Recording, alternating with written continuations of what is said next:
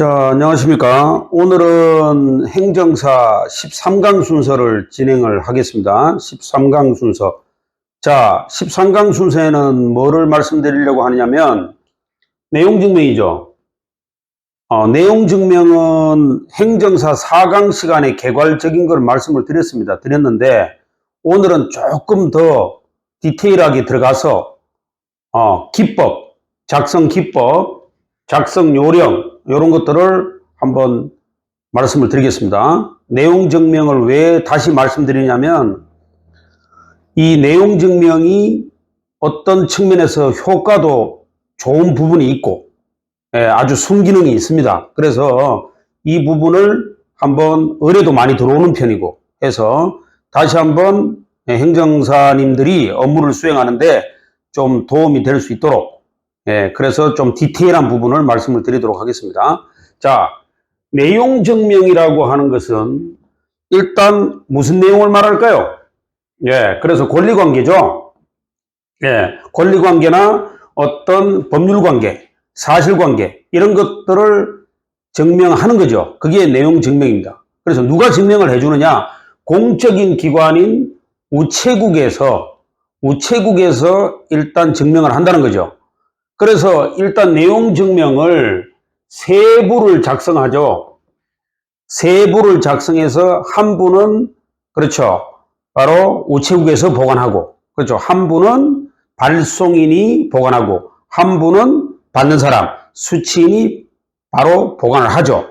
그래서 일단 내용 증명을 작성하면 세 부를 작성해서 이렇게 보관을 하죠. 이 내용은 이미 알고 계실 겁니다. 다만 이 내용 증명을 작성해서 보내면 받는 사람 입장에서는 어떻게 돼요? 상당히 기분이 안 좋습니다. 받는 사람은. 왜 그러냐?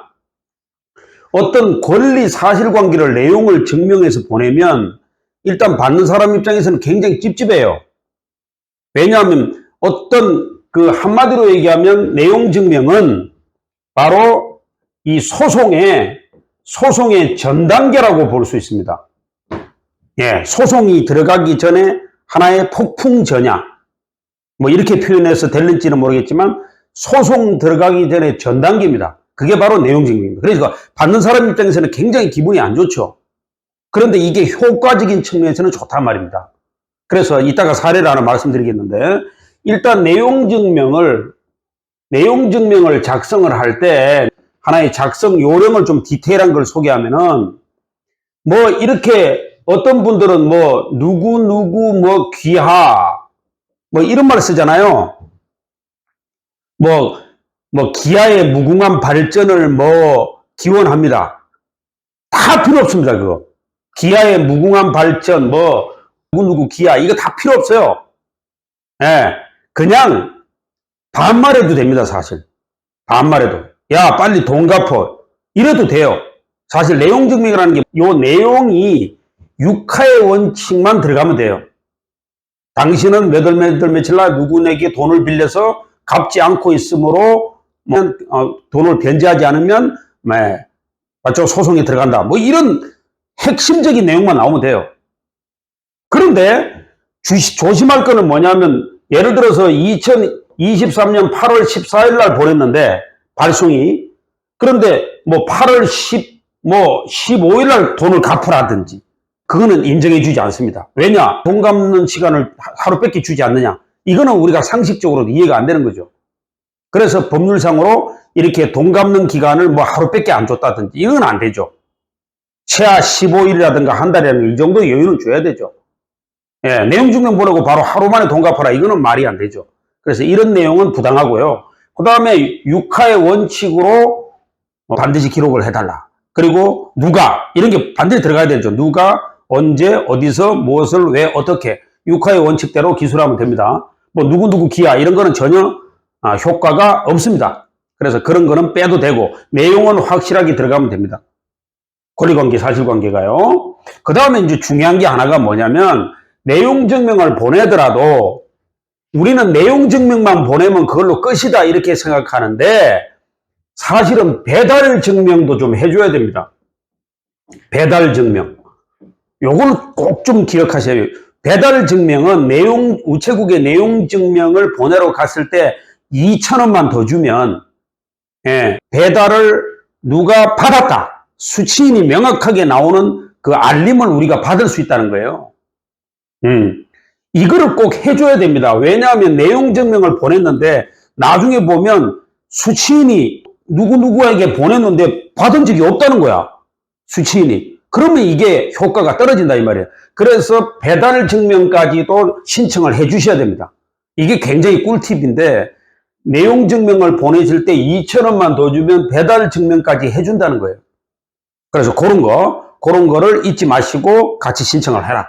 그러면 확실하게 의뢰인한테 누가 그 내용 증명을 받았다. 이것까지도 고지해 준다면 신뢰가 더 올라간다.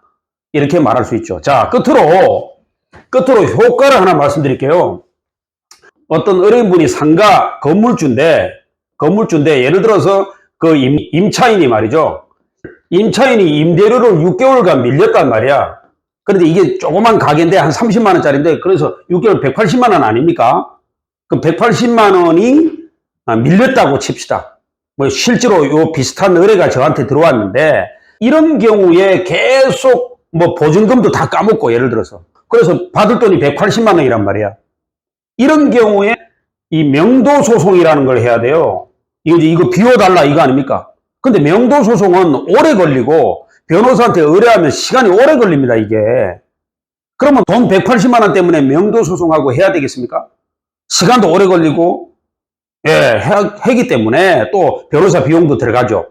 그러니까 오히려 배보다 배꼽이 더 크다, 이 말이에요. 그래서 저한테 오셨는데 제가 내용 증명을 작성해서 보냈단 말입니다.